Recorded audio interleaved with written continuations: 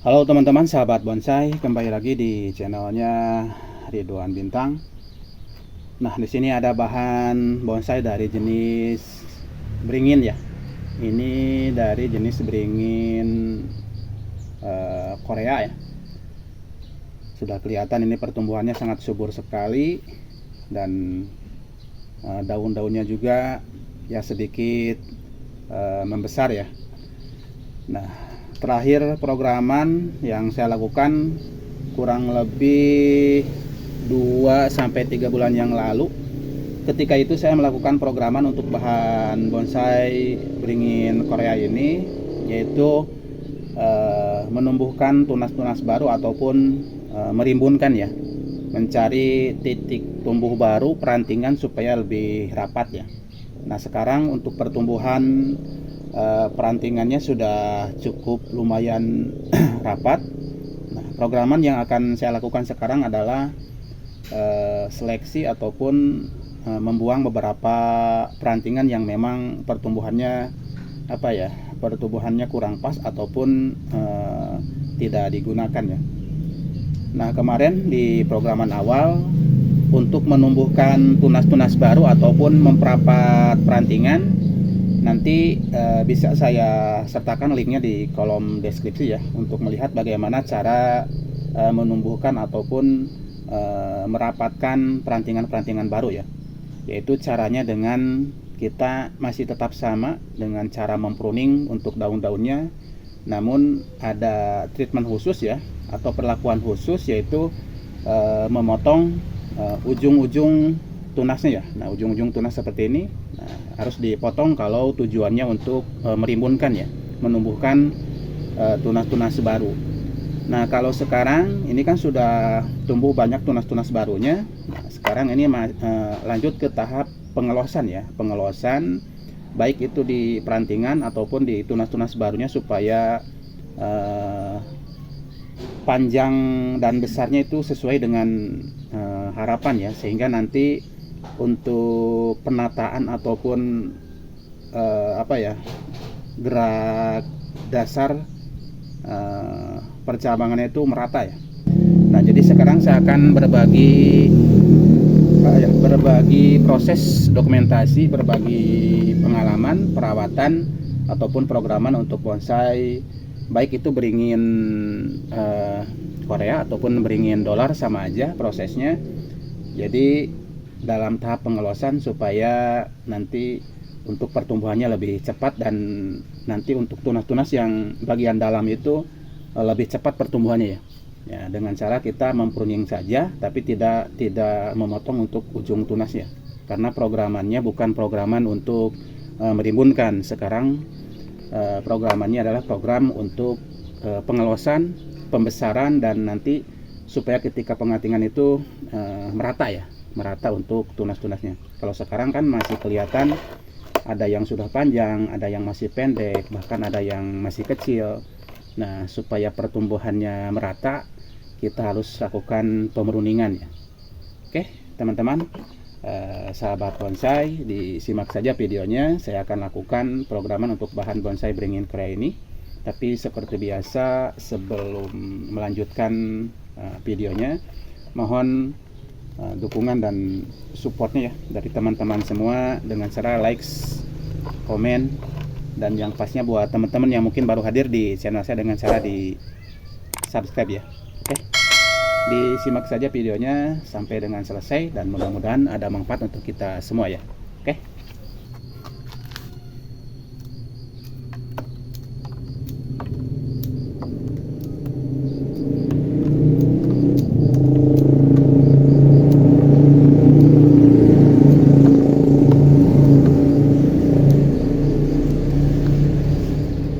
Nah, jadi saya akan pruning saja untuk semua daun-daunnya, nanti biar kelihatan ya tunas atau ranting yang mana yang tidak diperlukan. Nah, baru kita akan lakukan pengatingan ya. Jadi kalau di pruning seperti ini, jadi nanti kelihatan tunas-tunas mana saja yang memang pertumbuhannya nanti tidak digunakan ya. Nah, kalau untuk tujuan pengelosan, di pruning saja habis seperti ini ya. Yang penting nanti yang penting tidak dipotong aja untuk tunas bagian ujung ya. Jadi daun bagian ujung tidak dipotong, dan cara pemruningannya dibuang total saja gak apa-apa ya. Karena ada yang bilang katanya biar tidak terjadi mati ranting, untuk beringin dolar atau beringin Korea harus di pruning setengah daun seperti ini. Sebetulnya nggak ngaruh ya.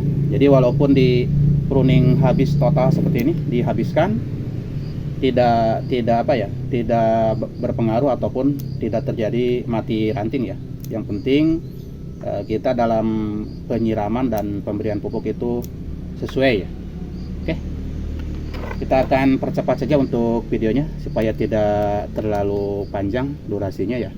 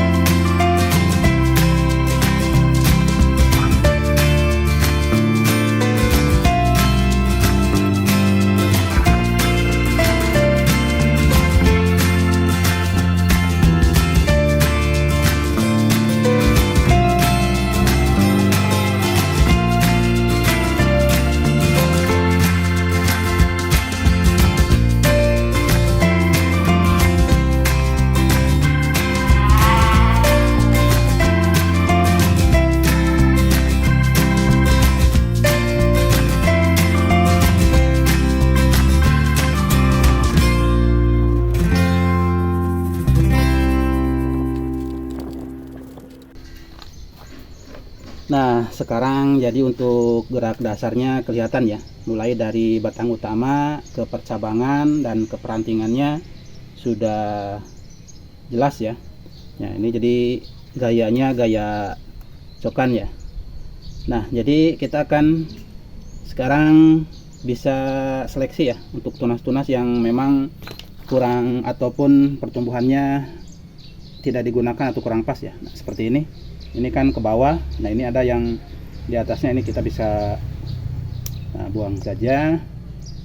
Lalu nah seperti ini yang tumbuh-tumbuh di bawah itu kita buang saja supaya nanti untuk pertumbuhannya fokus ke percabangan yang atau ke perantingan yang akan kita rawat ya. Nah, seperti ini yang ke bawah. Nah, di sebelah kanan sini juga ada. Nah, ini dibuang. Ini nanti bisa di wiring ya. Nah, yang ini kita akan kawati ya, akan wiring supaya nanti untuk pertumbuhannya naik ya.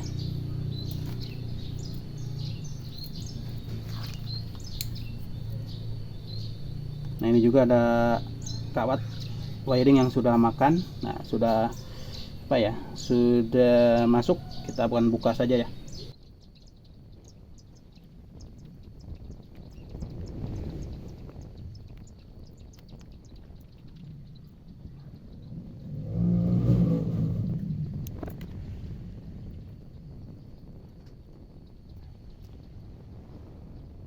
Nah, yang ini kita gunakan hanya untuk pengelosan saja ya. Atau nanti mungkin akan dipotong di sini ya. Ini akan potong sini. Ini juga sama. Ini hanya pengelosan saja. Kita naikkan seperti ini ya.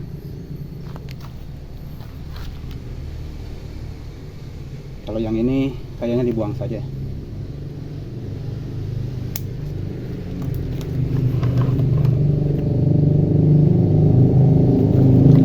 Nah, kemarin di sini ada tunas ya yang mengisi, atau ya cabang yang mengisi ke sebelah kiri sini. Tapi nah, ini mengering ya, mengering karena memang terlalu rimbun, jadi sinar matahari itu tidak masuk. Nah, sehingga menyebabkan mati ranting ya. Nah, di sini ada tunas yang tumbuh dari belakang, makanya saya naikkan ya. Jadi untuk mengisi cabang yang mati ini sehingga tidak terlihat kosong ya dari depannya. Nah, kalau tidak ada ini kelihatan ini kosong. Nah, sekarang ini nantinya kalau sudah dibuka seperti ini, mudah-mudahan ini pertumbuhannya bisa balance ya, seimbang dengan cabang-cabang yang sudah ada ini.